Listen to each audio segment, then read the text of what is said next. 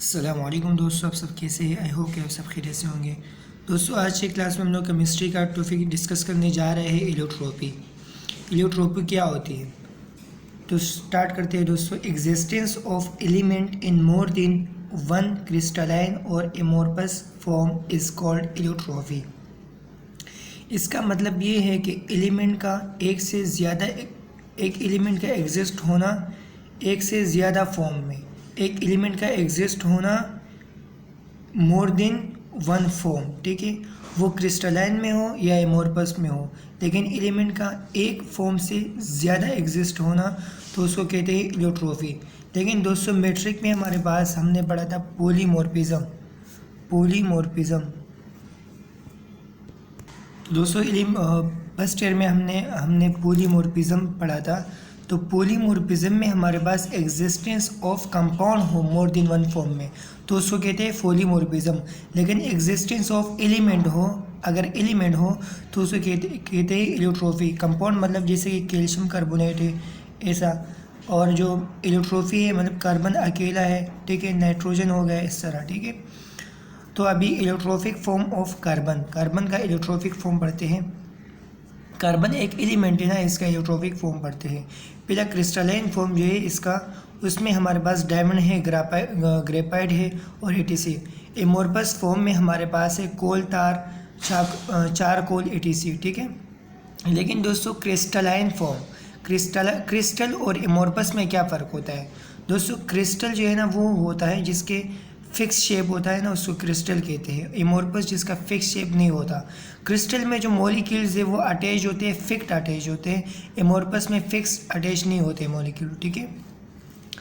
अब डायमंड और graphite, diamond और ग्रेफाइट जो है इसके दरमियान जो डिफरेंसेस है, या इसको डिफाइन करना भी हो तो इसमें हमारे पास 6 पॉइंट हम लोग पढ़ेंगे। डायमंड और ग्रेफाइट, डायमंड का जो स्ट्रक्चर है, मॉलिक्यूलर स्ट्रक्चर हमारे पास वो है कार्बन, ठीक है। और डायमंड जो है वो कार्बन का फॉर्म है ना, तो कार्बन जो है वो हमारे पास जब चार कार्बन के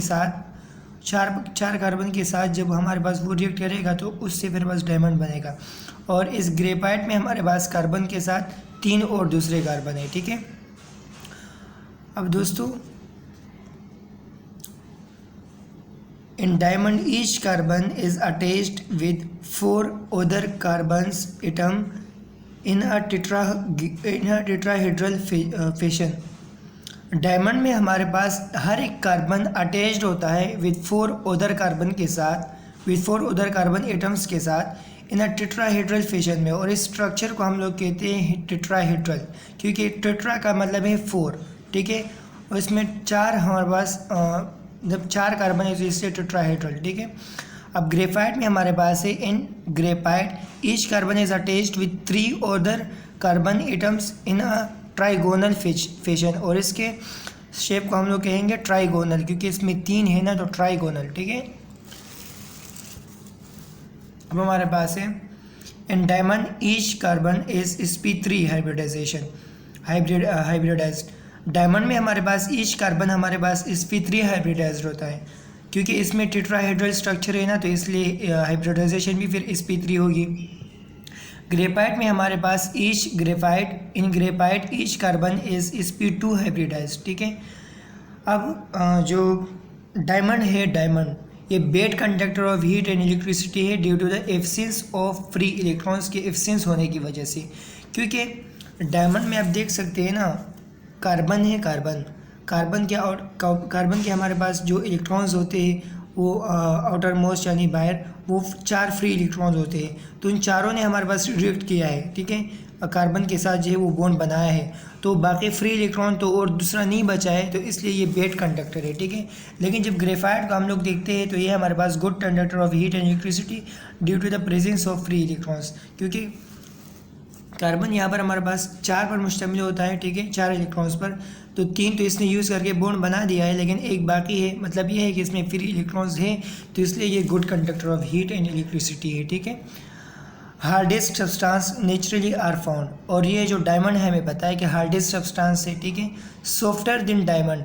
और ये जो ग्रेफाइट है ये भी हार्डेस्ट है लेकिन डायमंड से सॉफ्टर है, ठीक है।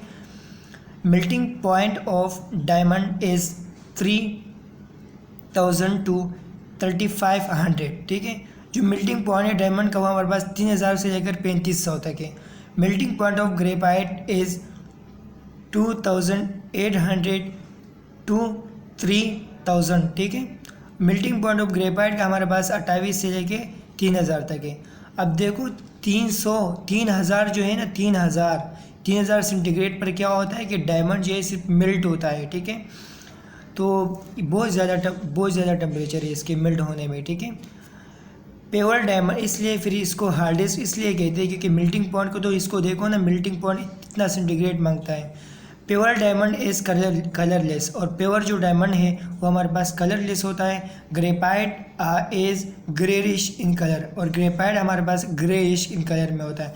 देखो डायमंड को जो हम लोग जब भी देखते हैं तो वो तो कलर में हमारे पास डायमंड आता है। कलर में इसलिए आता है क्योंकि फिर उसके बाद इम्प्योरिटीज़ उसके साथ मिलाई जाती है, तो फिर इसलिए वो कलर में आ जाता है। लेकिन नेचुरली हमारे पास उस डायमंड का कलर जो है वो कलर नहीं होता, कलरलेस है। यूज्ड इन ज्वेलरी, हमें पता है ज्वेलरी में यूज़ होता है ग्लास कटिंग। ग्लास कटिंग का मतलब ये है कि वो जो ग्लास नहीं होता शीशा, उसको जो कट करते हैं हम लोग, ठीक है, तो उसमें ये यूज़ होता है। और उसमें जो पेन होता है ना, पेन, उसके टिप में हमारे पास ये डायमंड लगा हुआ होता है, और फिर उसकी वजह से वो जो ग्लास हम लोग काटते हैं ना, फिर उसमें फ्रैक्चर्स वगैरह नहीं आता, ठीक है, और सही काटा जाता है। Used in making pencils, electrodes etc। और ये हमारे पास किस चीज़ में यूज़ होता है? पेंसिल बनाने में, इलेक्ट्रोड्स बनाने में, ठीक है। और पेंसिल्स हमारे पास जब हम लोग अभी अपना जो पेंसिल देखे वो हमारे पास ग्रेफाइट से नहीं बना हुआ, वो लीड से बना हुआ है, ठीक है। लेकिन पेंसिल से वो पेंसिल या फिर उस पेंसिल की बात हो रही है जो आर्टिस्ट के पास होता है, ठीक है। जो आर्टिस्ट के पास जो पेंसिल होती है ना, उस पेंसिल की बात हो रही है। तो उम्मीद करता हूँ दोस्तों कि आपको वीडियो समझ में आ गई होगी। तो इंशाल्लाह अगले क्लास में मुलाकात होगी, तब के लिए अपना ख्याल रखिए। ओके, टेक केयर, अल्लाह हाफिज़।